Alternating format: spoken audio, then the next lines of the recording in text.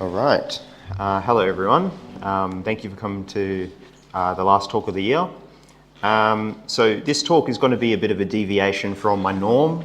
I have a script, a tight script that I'm going to stay on for the whole thing and stop, going off on tangents. And the slides will be a little less text heavy. And so kind of just listen to my kind of spiel about the manner. And if you've got any questions, just let me know. And let's get started. So the purpose of the convention, kindly held as a collaborative effort between the folks running the manor, the Theosophical Society, and the key speaker named Kurt Graydon, was to learn and familiarise ourselves with the path of the Bodhisattva. So we asked, what is the Bodhisattva? What is the supposed path or ideal that the path leads to? And what does it mean to traverse it? So these are what we're going to go into today. These questions were explored thoroughly by the renowned international speaker, Kurt Graydon.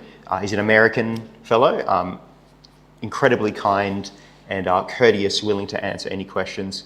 And I had the luxury of being able to dialogue with him over the 3 days. So a lot of this talk will integrate those kind of conversations. So today I will be exploring the path of the Bodhisattva and several conversations which have sprung from it. In light of the recent convention, we will explore what the Bodhisattva is, and this is the key component and why this is a little bit more experimental here today. The philosophical problems that emerge from talking about this Bodhisattva ideal and that have emerged from the conversations that I had with fellow Theosophists and with Kirk himself during my stay at the manor. All of this will be framed within the context of what it means to be a Theosophist, which is what I'll conclude with at the end, and what it means to explore ideas thoroughly. Okay, so here I will make an important note of distinction. The following talk will reflect on philosophical problems and characterizations of Eastern philosophy and the Bodhisattva, or the idea of the Bodhisattva, as I have interpreted them. They do not inherently or concretely reflect the words or teachings of Kirk precisely, nor do they represent the corpus of Eastern thought. So I would hate to kind of talk here about certain things and as an authority on what they are, because in Eastern thought in particular, there are many schools of thought. So sometimes I might say or define something, and then if you subscribe to a different system of Buddhism, for example, you might say that's not correct and this and that. So today's work is going to be highly interpretive and highly synthetic. It will be exploring the nature of the Bodhisattva in that spirit. In my opinion, theosophical work is about engaging and grappling with ideas, not mere recitation. It was Blavatsky who said it's the Theosophist's job to more or less go into each religion that we can and kind of take the value from it. And to do this requires a level of discrimination of ideas. The kind of discrimination that demands grappling with issues in order to understand them fully. So first, what is a Bodhisattva? And secondly, what does it mean to traverse the path of the Bodhisattva? We will explore the issues that arise from this path, including the problem of spiritual ego, which is a big component of today's talk, and how spiritual ego manifests as a blockage to enlightenment. We will also examine the problem of reincarnation, and finally, the role of responsibility to others in one's life, and where responsibility begins and ends. So, let's dig into it. A bodhisattva, in its simplest and clearest definition, is a being who has generated the intention to attain enlightenment, not for their own liberation, but for the liberation of all sentient beings. Defined by compassion, service, and the vow to postpone one's own final emancipation until all others are freed from suffering. A bodhisattva is therefore marked not by attainment, but by aspiration. The aspiration to become a Buddha for the sake of all. So that's Kirk there, giving his talk, and the Kuan Yin pledge, which we're about to get into. So the Bodhisattva exists in contrast to the Buddha. The Buddha has already achieved nirvana. And this is where we're going to go into the nuts and bolts of it, because these lines can somewhat be blurred when you start to talk about Eastern philosophy. Like sometimes we speak of the Buddha as a bodhisattva and the bodhisattva as a Buddha and so on. So before the Buddha meditated under the Bodhi tree, think of that as a Bodhisattva. So a Bodhisattva is just before the stage of he who is about to attain enlightenment. This is one way of defining it. At times, in many explanations, this definition, however, comes very foggy. Many treat a Bodhisattva in the same, or at very least in a similar capacity as a Buddha, and in doing so the lines between them become blurred. But the staunch definition is this: a Bodhisattva is not enlightened and refuses enlightenment in the service of others. Why a Bodhisattva refuses enlightenment, at least in my estimation, and according to the official explanation, is because to be of service to others is in part to remain emotionally or spiritually connected. Spiritually connected to the woes of humanity. And in order to be of supreme benefit to humanity, one must not preoccupy themselves solely with their own liberation. So that part is kind of what defines a Bodhisattva, or also what a Buddha, where it separates from the concept of a Buddha. It's a very strange way to think about it, but not all attachments to the Buddha are, ignorance or an illusion, even if those attachments are good. So unfortunately, the attachment to the outcome of humanity is in and of itself an obstacle to enlightenment. Sometimes a Bodhisattva, or at least in which it's spoken, outright refuses to become a Buddha, or sometimes he cannot do it. He cannot help but be attached to humanity. And until he learns to let go is when he can become a Buddha. To make this clearer, I want to draw your attention to two classical definitions of the Bodhisattva.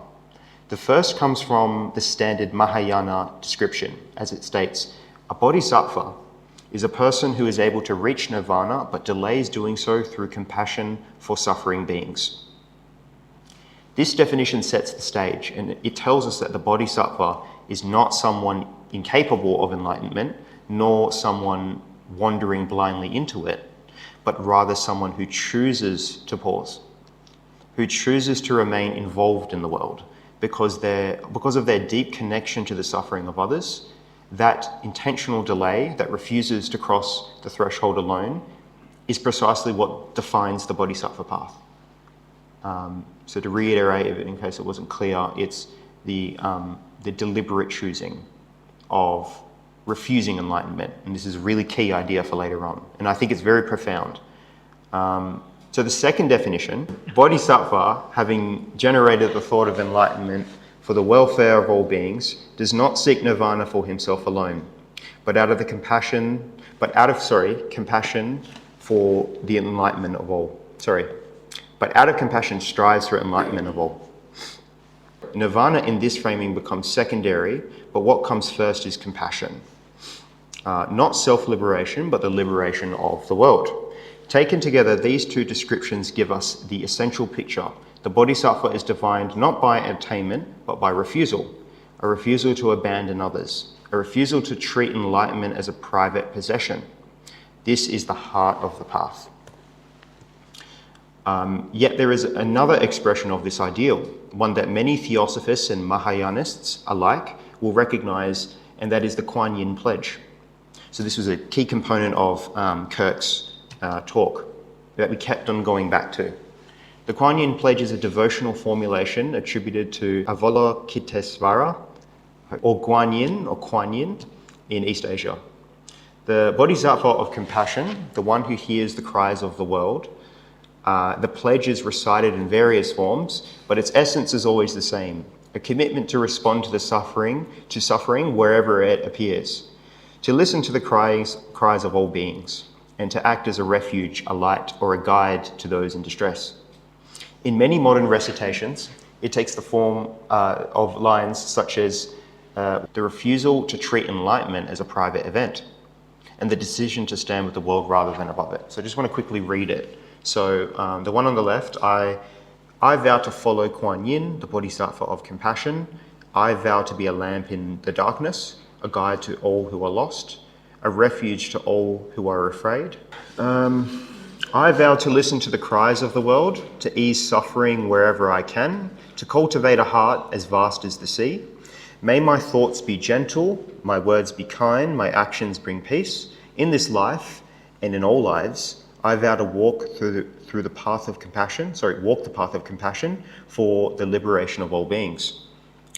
Another Kuan Yin pledge. Never will I seek nor perceive. This is the one that we worked with at the convention. Never will I seek nor receive private individual salvation. Never will I enter final peace alone, but forever, everywhere will I live and strive for the redemption of every creature throughout the world. So what I was talking about was people define the Bodhisattva as merely just not a Buddha yet, but it's more than that. It's an ideological position. Because in theory, one could pursue enlightenment with great stridence, or stridently trying to pursue enlightenment, and they would still technically be considered a bodhisattva because he is someone on the path but hasn't achieved it yet. But that doesn't fit in line with this definition, where a bodhisattva is not just someone who wants enlightenment and is moving towards it, but he is someone who literally does not want it from an ideological perspective. And in this way, a bodhisattva and a Buddha become almost diametrically opposed. And we'll go into that. This way, the Kuan Yin pledge encapsulates the bodhisattva ideal perfectly. It takes the philosophical principle, the vow to remain for the sake of others, and renders it into something deeply human, deeply immediate, and deeply emotional. It reminds us that the Bodhisattva path is not merely an intellectual understanding nor a metaphysical concept, but a lived and felt commitment to respond to suffering with compassion and to witness the world without turning away. This ultimately is the bridge between the doctrine of the Bodhisattva and the living practice of compassion embodied by Kuan Yin. So, just this vow here, I'll read off the slide. May I be a protector for those without one, a guide for all travellers, a boat, a bridge, a ship for all who wish to cross. May I be a lamp for those who need a light, a bed for those who need rest, and a servant of the world. And I can't help but think, like, when we speak of Theosophia, divine wisdom, is this not what it's for, right? Is it for our own intellectual curiosity, or is it to put the wisdom to use? And I just couldn't help but think that the path of the Bodhisattva intersects very much with perhaps what the path of a theosophist should be, that we aren't to just accrue wisdom, but to impart it on the world, or to serve that function. So Santideva's vow captures the essence of the Bodhisattva path. It's a commitment to become whatever is needed for the liberation of others, a protector for the vulnerable, a guide for the lost, a bridge for those who cannot cross alone, to be a lamp in darkness, a resting place for the weary, and ultimately a servant of the world. This prayer embodies the Bodhisattva's refusal to seek enlightenment for themselves alone, but instead pour their life into the service of other beings. Okay, so this is in the words of Kirk. So Kirk himself offered a definition at the beginning of his talk, which is this one. He wrote, "The ideal of the Bodhisattva is the most sublime and elevating conception of spiritual awakening known to humanity, fusing wisdom and method, omniscient knowledge and self-mastery, with joyous, all-embracing compassion, service, duty, and the persevering devotion. It is an ideal that resonates in every human heart when it longs to wisely and permanently remove the suffering of all others."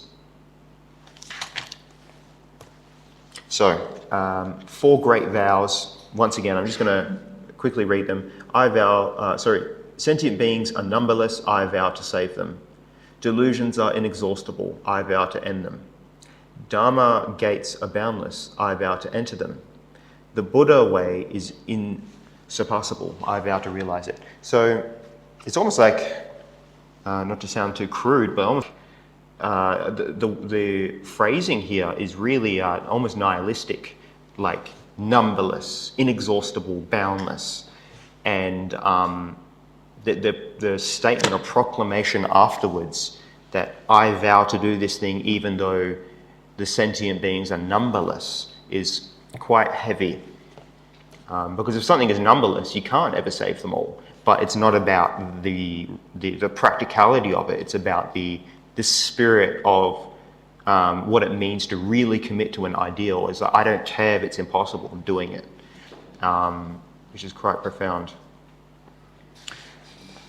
Okay, so the philosophy of the Bodhisattva, and by here I just mean, or when I say philosophy, here I'm just meaning the mechanics and the presuppositions of the idea. So how does the idea work?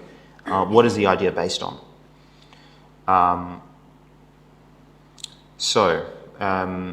To me, the Bodhisattva is a revolutionary idea in a way. For many, it exists as a mere pre-stage of enlightenment, as I said before.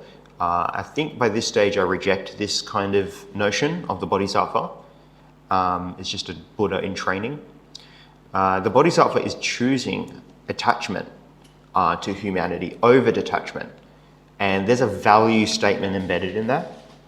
So the value statement is something like, I will invest in others before I invest in myself.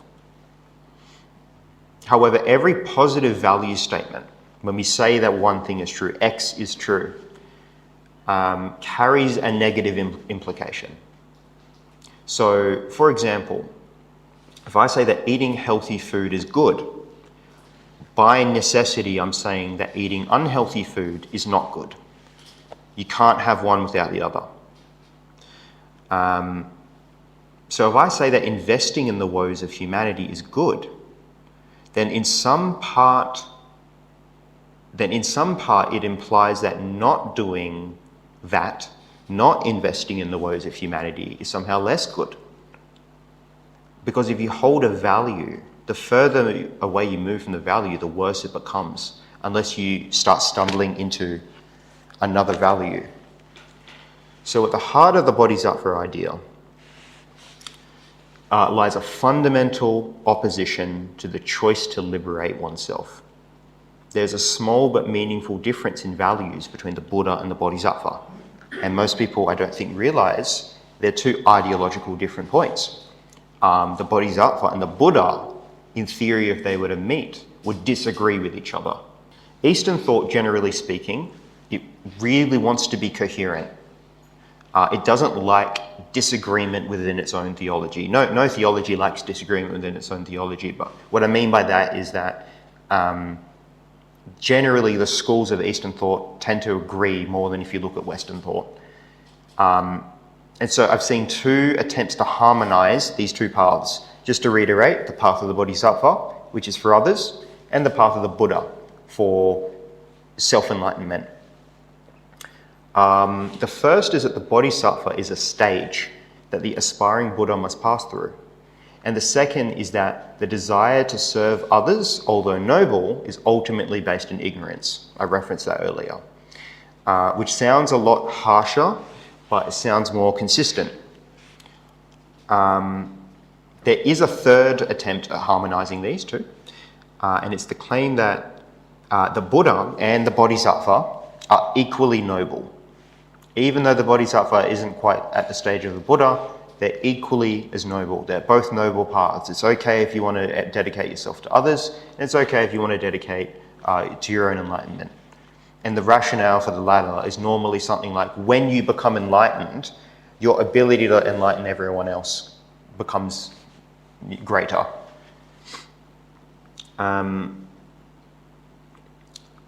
This option I dislike the most, just because it defies earlier statements that we had kind of said, which is that the Bodhisattva is a previous stage to the Buddha, and therefore you can't say that they're both equally valuable if one is leading to the other, really. So just want to move on to the Bodhisattva idea and other traditions. I think this is an important observation, and an observation that, in my view, widens the entire conversation a bit, and it's the idea of the wounded or flawed healer.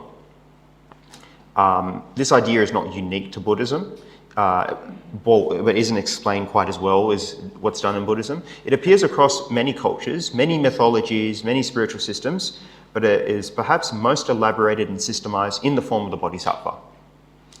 The core premise does not belong inherently to Buddhism alone. There's a kind of convergence happening here with different cultures arriving at the same archetype. And this is service through suffering. I believe this convergence is present in both the Bodhisattva and the figure of Jesus Christ. The Bodhisattva may not be harmed in the same visceral way that Christ is, but there is a willing endurance of suffering, as the Bodhisattva is bound to the world of samsara, or bound to the cycle of reincarnation, in choosing to remain in samsara. In both ideas, we see the same core principle, the divine divine wisdom, theosophia, not in isolation, not in private enlightenment, but in the world, for the sake of the world, dying for the sake of the world. The Bodhisattva shares wisdom for the betterment of others, just as God in the Christian tradition shares his wisdom with humanity in the form of Christ. We can look even further back with another analogue, perhaps a precursor to the Christ idea, is Prometheus, a god who gave humanity fire in the form of divine wisdom, and it was bound and punished for it. Again, we have the archetype of one who suffers for the elevation of others. And then in more recent times, we see this same pattern emerge in this psychoanalytical concept called the wounded healer, most famously articulated by Carl Jung. The idea that one's own wounds, one's own suffering can become the very source of their ability to heal others. So the point I'm making here is this, is that the Bodhisattva is not an isolated concept. It's a part of a much larger cross-cultural archetype, the figure who embraces suffering, not for self-destruction, but for service. So the wounded healer. The term wounded healer was created by Carl Jung. Jung observed that many analysts, therapists, and healers were irresistibly drawn to help others because they themselves carry wounds, psychological, emotional, or spiritual. And it is precisely these wounds allow them to understand, to empathize, and to guide others through suffering. Even in contemporary research points to this pattern. A 2022 study by Victor and colleagues found that 82% of applied psychology graduate students and faculty in the United States and Canada had experienced mental health conditions at some point in their life. In other words, most healers are wounded. Their capacity to help does not emerge despite their suffering. It emerges through it. This Jungian figure is not merely a psychological profile. It is part of the same cross-cultural current we've been exploring. And this pattern mirrors the Bodhisattva in a profound way. The Bodhisattva is not flawless, not untouched, not removed from existence. A Bodhisattva remains within samsara, within the human condition, within the realm of human suffering. And it is precisely because they remain here, they are able to help others. Their compassion is not theoretical, their compassion is embodied within them. It is born from their proximity to suffering. In this sense, the wounded healer, Christ, Prometheus, Chiron, and the Bodhisattva are all variations. We're not speaking of an isolated Buddhist invention. We're speaking of a timeless pattern in which the divine, the heroic, and the compassionate are revealed in participation. Okay, so we have two competing values here. I want to move carefully into this point. In my opinion, it's somewhat controversial, not entirely controversial because it is spoken about. But there is an internal tension at the very heart of this concept. My intention here is to not go after Buddhist doctrine by any way, in case it might look that way, nor to dismiss the long lineage of Mahayana thought, but simply to articulate a difficulty that has been perceived by myself and others, and to offer a valid explanation how we can move forward with it. With that said, The chasm between the Bodhisattva and the Buddha at its heart is an ideological difference.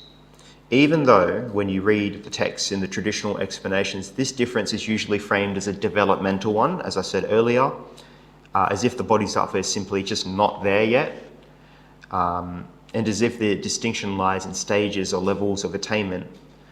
Philosophically, however, this issue does not present itself that way, just due to what we looked into earlier. There's a fundamental tension here, a completely different mindset. Traditionally, Buddhists insist that Bodhists, just a preliminary term, or the wounded healer types, have simply not realized something yet. They remain attached. They still harbor subtle desire that they have not yet shed the final layers required for full enlightenment. But for other iterations of the wounded healer, I deliberately use this term just to avoid religious misrepresentations. Some would staunchly resist the idea that one's own enlightenment is the highest virtue, or that choosing to help others first is evidence of insufficient development. For some, it is a fully conscious decision, and that dedicating oneself to service and helping others on the path to awakening simply outweighs the value of seeking one's own enlightenment first. There's a text, and I can't recall it, unfortunately, that argues the opposite, that self-enlightenment must always come before helping others. But again, this ultimately is a question of values. What is more valuable and what outweighs what? There are compelling arguments both ways. And this is the core point I'm making. In my view, there is a very real tension within this concept. It's not enlightenment itself, but the path towards enlightenment that is the issue. So ideally, enlightenment is not in question here. Enlightenment is a good thing, but there seems to be a difference in the path to attain it. These two pursuits seem, in some capacity, to pull in different directions. One upholds the value of service to others, staying in the world and alleviating suffering. The other upholds the value of self-elevation. So I had some conversations with Kirk. Fantastic. Happened over a few days, just here and there, sometimes in between some talks. And this part kind of just goes into that. So over the span of the convention, Kirk was kind enough to answer questions between sessions. He did in fact encourage questions during the lectures themselves, but I tend to run a bit shy at times, so I found after the sessions where the pace was slowed down was a better environment for deeper questions. I shared some of the issues I was wrestling with, and I made it clear then, as I do now, that any problems I have with these ideas, problems in quotes, may very well be due to my own insufficient understanding rather than a genuine critique of the teachings themselves. But even with that humility in mind, I do have the following problem. Earlier in my life, when I was much younger in university, I had this, what could only be described as an obsession with wisdom and enlightenment. This was during a time when I was studying Eastern thought at university, as well as exploring various schools outside of uni as well. To me, it seemed obvious that enlightenment or liberation from suffering was the ultimate aim of life. It was the highest goal, or what Alan Watts would call the golden goody. If you've heard any Alan Watts lectures, he calls it the golden goody, or the great, good thing in life. A part of this pursuit was philosophical, but a large part of it was personal. I was experiencing a great deal of suffering at the time, and I became obsessed with ending it. I believed that there must be some miscalculation in the way I was living, or some hidden misunderstanding that if we could simply just correct it, the suffering would stop, or the issues would stop. And so this enlightening principle, as I call it, or this philosopher's stone, the one thing that answers all problems, became my pursuit. But then during this period, I received some news that a gentleman that I knew, my age, from my circle, unfortunately took his own life. and I raised this with, Kirk. We spoke about it and he was very sympathetic. And I couldn't help but think two things. First was that my pursuit, though riddled with suffering I was at the time, was in some sense a posh pursuit, a bit of a luxury. My great struggle was towards self-actualization. For those who've seen like the Maslow's hierarchy of needs, right? I was concerned with getting to the top of it. But there are others around me who were at the bottom fighting for the survival phase. And the second thought hit even harder. What did all of my research and my so-called newly attained wisdom, self-development, do to help him? Would the eventual fruits of my pursuit, whatever they may be, or my personal elevation to the state of non-suffering, would all of that have been worth it if in the process I neglected a human being besides me who might have needed a conversation? A moment of presence or a small shoulder to cry on. People will say, well, you can do both, but I don't believe you can fully dedicate yourself to both missions. Something must give, your time, your energy, your focus, they cannot be split endlessly.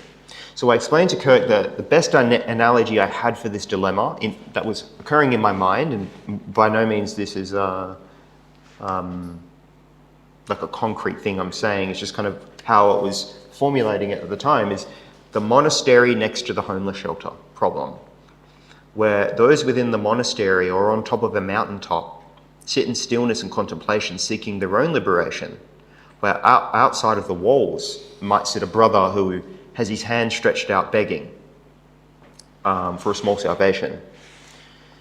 So the purpose of me telling this story is to give context as to why I seek to resolve this tension.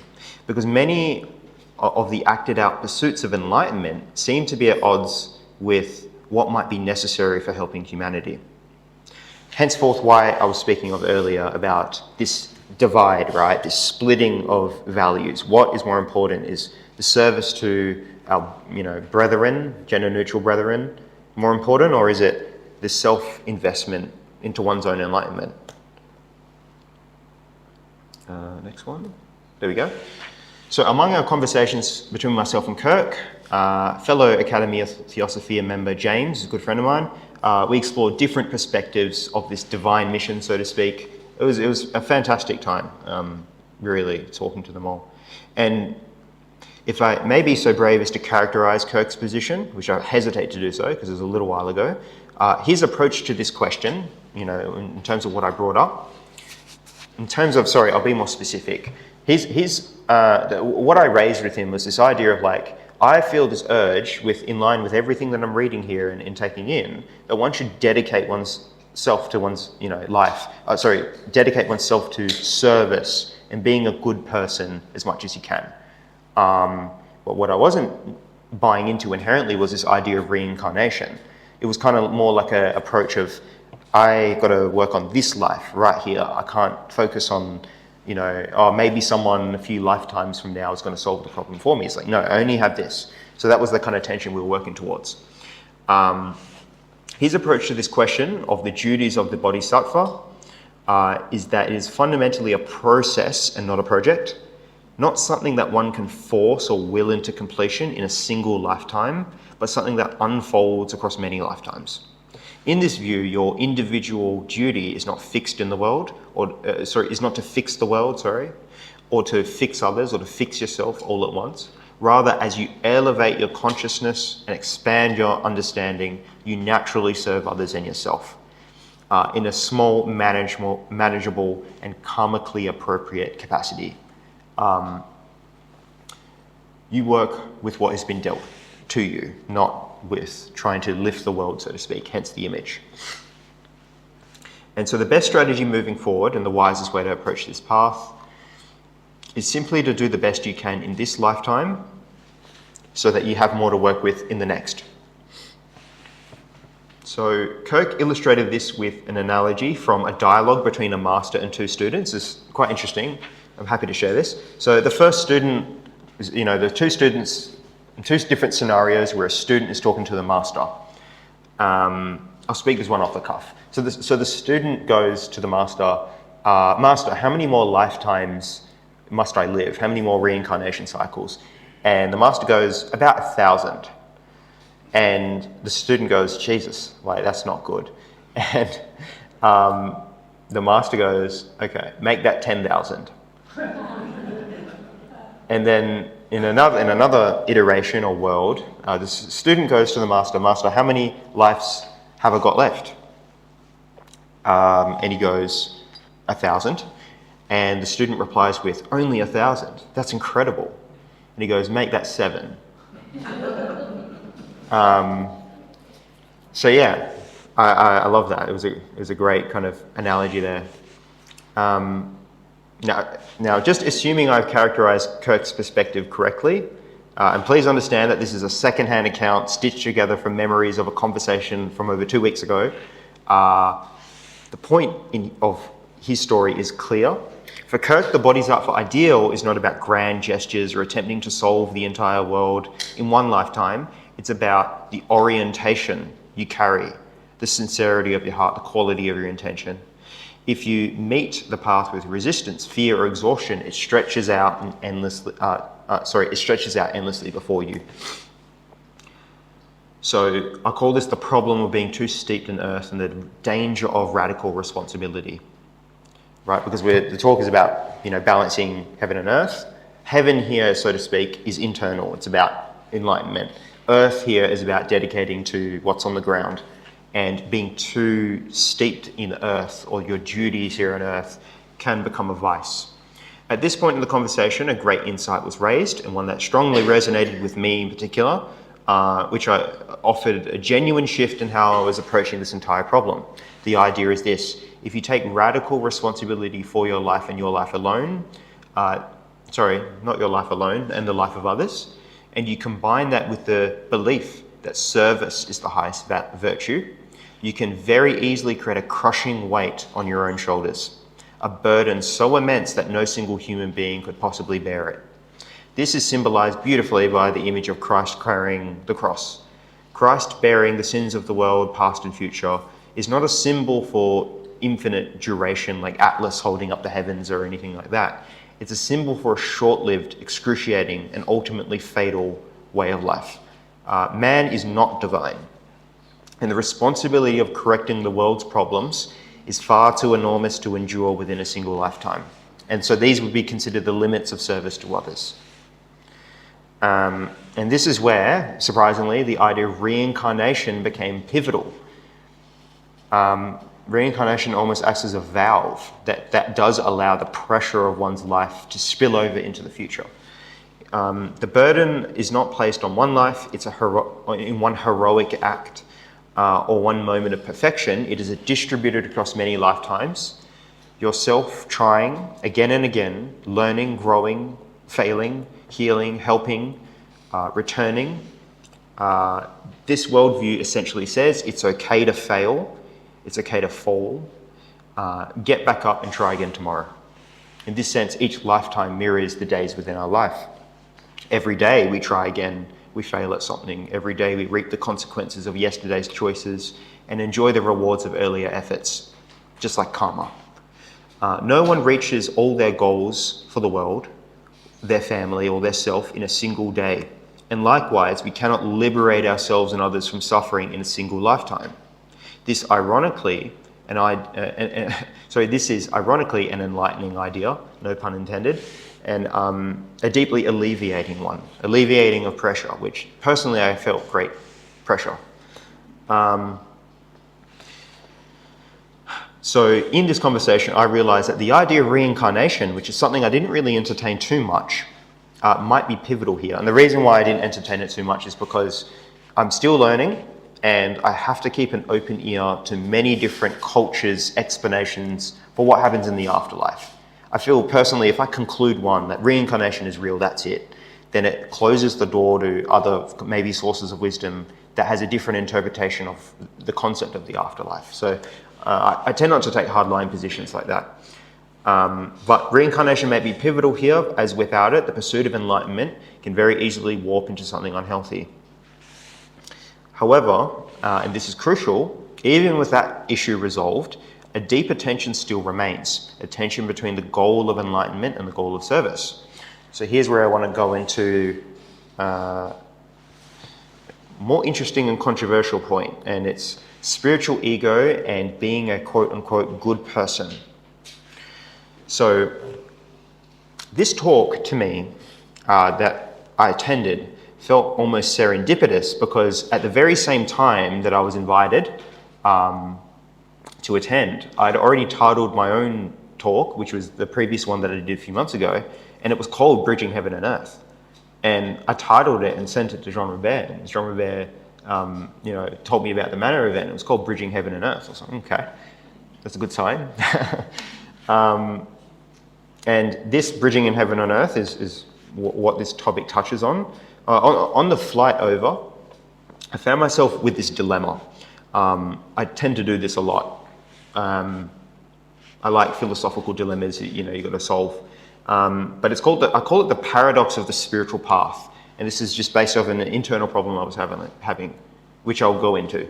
The basic premise is this: the spiritual path requires you to invest in yourself, while the very value of the self must be overcome in order to attain liberation. So in other words, the spiritual path, or trying to work on oneself, is inherently a self-absorbed act, because you need to dedicate to yourself. You need to understand the inner workings of your mind and to build upon it and such, or become, at the very least, become hyper-aware of your mind. In other words, I'm sure many here have seen this. This paradox often produces what I call spiritual egotism in some, a kind of subtle inflation where people become attached to their sense of progress, achievement, or insight, and they believe that because they've had certain experiences or developed themselves psychologically in certain ways, that they now hold some form of spiritual authority. But the paradox goes deeper than mere ego. It reaches this question, to me at the time, of goodness. What does it mean to be good? If someone helps me move my house, for example, I see that this is an act of genuine goodness. But if I pay removalists to do the exact same thing, their actions aren't good in a moral sense, only insofar that they're fulfilling an agreement. So their virtue doesn't become a factor at all there. So what this means is that goodness and reward are diametrically opposed. The greater the reward attached to an action, the less good an action actually becomes. A reward, in a way, undermines good action. You could even take the most reprehensible person imaginable and get them to run a soup kitchen if you dangled a few $1 million in front of them. But their action is undermined by that incentive. It doesn't tell you anything about their heart. So here lies the paradox. Many spiritual paths, especially those shaped by moral frameworks, dangle the greatest possible reward in front of you: liberation, enlightenment, nirvana, the ultimate golden goodie, the greatest possible incentive. And for me, this is why the Bodhisattva ideal resonated so deeply, because it's an ideal that gives up the end reward. It turns away from the prize or relinquishes the reward. The goodness that you use on the path of the Bodhisattva is not a transactional one, such that, I know I'm saying this crudely and being somewhat controversial, but I will do good things or good actions if you give me enlightenment, right? Which, again, I'm being crude there, but in some way people do have that. They expect enlightenment at the end of all their good efforts. And by they, I mean in part myself, which I'll go into. So there's a line in the Voice of the Silence, which is a book written by Blavatsky, an alleged translation of an older work called the Book of Golden Precepts. Very profound book. And from what I got from Kirk, he absolutely loved it, and we spent a lot of time in it. But it says, "Thou shalt be saved and hear the whole world cry?" Question mark. Now bend thy head and listen well. Compassion is no attribute. It is the law of laws, eternal harmony. So what I want to draw attention to is the first sentence. Shalt thou be saved and hear the whole world cry. And that statement there is saying, should you focus on your own enlightenment, your own liberation, while the whole world cries around you? Blavatsky here is saying no. Compassion isn't an attribute, meaning that it's not an aspect of something. It is the fundamental law of the universe. This captures what I'm pointing towards. A goodness is not motivated by reward, but born from compassion itself. So the paradox is that the paradox here is that the Bodhisattva stands apart from this issue, and why this path, the flawed healer or the wounded healer, resonates with me. So on the plane, I found myself thinking this: what if all of my pursuits? I'll be honest. I'm a very anxious flyer. I get very scared flying, and when I was flying over there, I was thinking, oh, what if this is my last flight? I was speaking to some friends about this. I'm terrified of flying. And it's like, I wonder if I'm a good person at the end of all this that I've done. And so what I was thinking was, what if all of my pursuits of goodness have in part been corrupted deep down from my desire of enlightenment that I forged early on in my life? As I said earlier, enlightenment was once a great prize for me. And I'm not alone in this, I think. Many koans and master-student dialogues you get in Eastern thought revolve around a student who's obsessively seeking enlightenment as if it were a trophy. And this often gets teased by the master. Okay? While discussing this with friends at the manor, we came up with a kind of thought experiment, which I just want to quickly go through to illustrate the issue. I call it this issue that I'm talking about. I call it the child and the cookie thought experiment. I'm still searching for a better name that rolls off the tongue. But yeah, like I said, this is just a thought experiment to kind of illustrate this very thing. And I have to, in hindsight, I'm not happy about how I went about this. So I have a massive story that I'm going to tell you. But I use like some images here, AI generated images, just to kind of like almost like a picture book. I don't know why I thought of it as a picture book, maybe because it involves a child. But if you think it's cringeworthy, just bear with me. You'll get the idea at the end of it. And I hope it's not over-explaining or sounding too juvenile. But let's go into it. So the story is this. So there is a child, a symbol for the self, who desperately wants a jar of cookies his mother has placed high in a cupboard or on a shelf. The child, greatly desiring the cookies, tries all mischievous ways to get them. Stealing, creating elaborate lies and schemes and little manipulations. These attempts may work temporarily, but they always fail and produce worse results. For instance, he might steal one cookie only for his mother to throw out the rest and refuse to make any more for an entire month. One day his mother tells him a secret. She says, "My dear son, I will reveal to you how to get the cookies. These cookies I have made with the finest ingredients. They are richly delicious and my fondest work. I will give them to you, but only if you act graciously and behave yourself, and demonstrate you are good and virtuous. And if you show your virtue to me, I will look well upon you and give you these cookies. And like all the other fruits in life, that life will offer you, if you are good and virtuous, you will be handed great rewards. But I will only give you this reward when you are sufficiently good." The boy is delighted, for great wisdom has been revealed to him. He's been shown the path to attainment, the attainment of great and rich delights of which he desires. He immediately begins acting good. Did you skip? What's happening here? Sorry. There we go. That's him cheering. Okay. He immediately begins acting good. He speaks politely, helps around the house, takes out the rubbish without being asked, helps the neighbour mow their lawn, brings in the laundry when he sees it drying. He puts on a great performance of goodness, and over time his mother notices this change in him and prepares to reward him with the cookies. "Well done, my son," she says. "You have attained such fruitful wisdom," and the boy is pleased. However, while joyous and proud of his performance, the boy looks over at his father,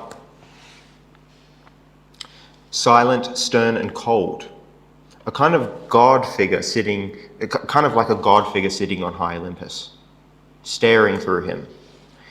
The moment he meets his father's gaze, he feels as if he's been seen straight through. Every action is exposed, every scheme is visible. He knows his father perceives all his supposedly good behaviour as just an elaborate ploy to attain the cookies, just a more socially acceptable scheme that he was earlier acting. And without speaking a word, his father's gaze communicates something. It communicates, the moment you receive those cookies, all your good actions become manipulation. And the boy freezes.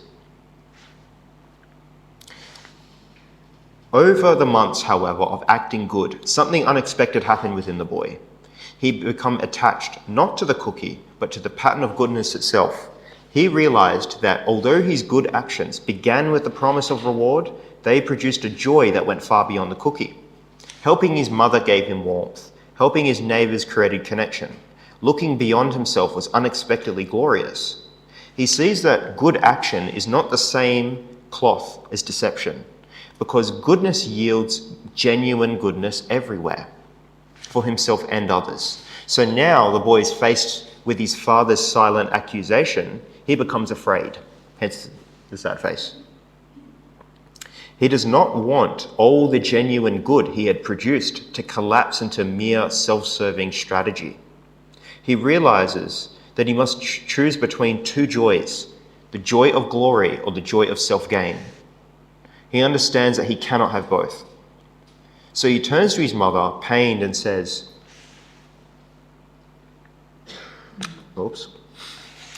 he turns to his mother, pained, and says, "My mother, I thank you for the offer, but I cannot take the cookies, for I value the good I have become in pursuit of them.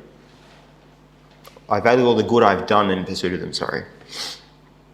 And if I take these cookies now, all of my good actions will turn into self-serving folly." His mother's puzzled and urges him to take them, and he again refuses. The father speaks. So after some time, the father, silent until now, offering only judgment through his gaze, approaches carrying the jar of cookies. And for the first time he speaks, he says, "Well done, my son. You chose the path of virtue over the path of self-gain. You've realized that these two paths cannot cross. For your hard work and commitment to truth, I now give you this reward. And now that it comes, and know that when I give you this reward, it comes purified of your earlier concern. These cookies are not a reward for your actions. They're a reward for your intention." The boy says nothing. He accepts the cookies gracefully and enjoys them. So, sorry for how juvenile that may have came across, but it seemed like a good idea at the time. But this is a real kind of thought experiment we kind of developed at the time, and we spoke with Kirk about, at least briefly. So the moral of the story, if it wasn't obvious, the boy's dilemmas mirrors the paradox at the heart of the spiritual path. If goodness is performed because it leads to reward, whether that reward is cookies, social praise, karmic merit, or enlightenment, then goodness becomes contaminated.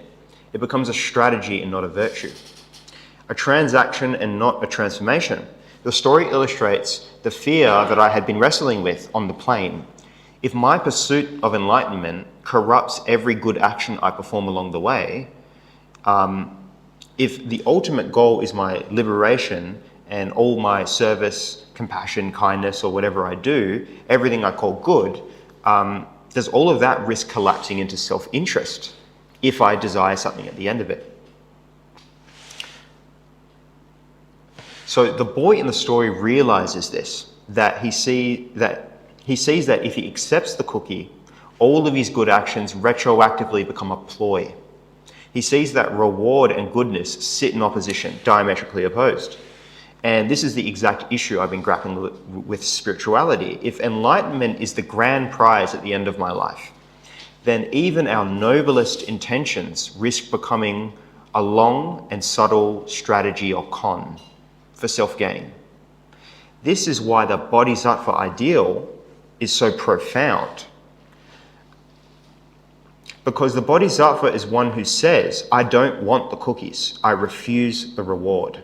I would rather persevere in purity of my intention than claim the prize of liberation. The story shows that true goodness is not measured by action alone, but by intention, by motivation. And Miras Blavatsky's line, compassion is no attribute. It is the law of laws. Goodness that arises spontaneously without reward, without self-serving motive, is the highest form of goodness. This is why the father rewards the boy only when he rejects the reward, only when his intention is pure. And this is the heart of the Bodhisattva path. A goodness attained by desire for personal liberation, a compassion uncorrupted by spiritual ambition. The story is not about cookies, it's about the structure of goodness itself, and why the Bodhisattva ideal offers a solution. So I want to draw this idea to the gaze of the father. I love this painting of, it's actually Lucifer, but it's kind of like what I pictured when I was on the plane. It's like, what if like all of my good action, like if there is a God or a force or whatever you might call it, what if it's just watching me and knows what I'm doing? That deep down, even though consciously I don't think it is, but deep down, all of my good action is for some end. And that if I meet my maker, in theory, or speak to a divine judge, right, that he'll be very disappointed. And anyway, I took this, sorry to be so heavy, I took this going into the talk. So I just want to draw attention to this gaze of the father. The literal interpretation in my own life is what I call the skepticism of God, as I just said. So am I truly as good as I think I am? That's the question. Or is all my supposed goodness still fueled by desire for a reward? Okay. The other thing I want to draw attention to is just this last thing of throwing away the reward. The Bodhisattva who has won the battle, I'm just reading off the slide, yet refuses to enter nirvana is the greatest of all heroes. That's from the Voice of the Silence. So it's just this idea of throwing away the crown, or you've probably seen this in movies and TV shows and stuff, of this idea that the king needs to be one who doesn't want the throne, or we can only crown the king when he doesn't want it, or something like that. Or in Harry Potter as well, there's that scene where the Philosopher's Stone only presents itself to Harry when he doesn't want the Philosopher's Stone. Just to reiterate the Kuan Yin pledge, never will I seek or receive private individual salvation. So the paradox of abandoning enlightenment, thou canst not travel the path before thou hast become the path itself. A bodhisattva who has won the battle yet refuses to enter nirvana is the greatest of all heroes. That's the Voice of the Silence by Blavatsky. Yeah. And just a couple maxims. When you seek it, you cannot find it. This is a koan. If you try grasp it, you will lose it. The way is not a matter of knowing or not knowing. When you stop pursuing it, it will reveal itself. What you seek cannot be attained by seeking. What you desire becomes impossible the moment you desire it. Only the one who turns away is worthy to receive. In conclusion, the Bodhisattva ideal is an incredibly rich idea that spans philosophies, religions, mythologies, psychologies. It is not owned by any singular tradition in the core idea, but it's most beautifully elaborated upon in the Eastern tradition. We must be of service to our fellow beings at least as much as we are of service to our own development. We must keep one foot in heaven, aimed at divine wisdom, truth, and inner transformation, and one foot firmly on earth, where real people, real suffering, real responsibilities exist. Another interpretation, which resonates just as strongly, is that we ourselves are the bridge between the immaterial and the material. We are the meeting point between spirit and flesh, of aspiration and action. And only through this union is service even possible. So we should not waste that by trying to live exclusively in one world or another. A life lived only in heaven is impractical. A life lived only on earth is spiritually impoverished. The Bodhisattva teaches us to inhabit both. So I just want to speak as a process, theosophy as a process. The conclusion I kind of arrived at, and this is the last slide. What I've offered here is simply my own internal meditation combined with the teachings of what we had at the talk. My grappling with these problems that arose for me from engaging with the Bodhisattva ideal. As I've said, I'm a student, and perhaps these problems can be resolved. Perhaps the tensions I presented have answers that I've not yet discovered. That's entirely possible, and I welcome it. But I will say this, I urge everyone here to question these ideas deeply and to challenge them, probe them, and to disagree if necessary, because I believe sincerely that richer wisdom is found in contention rather than mere agreement. For me, theosophy is not a belief system. To be a theosophist is not to subscribe to a fixed set of doctrines, rather to be a theosophist is to participate in a process and approach to the great questions in life, a process of uncovering through investigation and through contention. And that's everything, so thank you very much.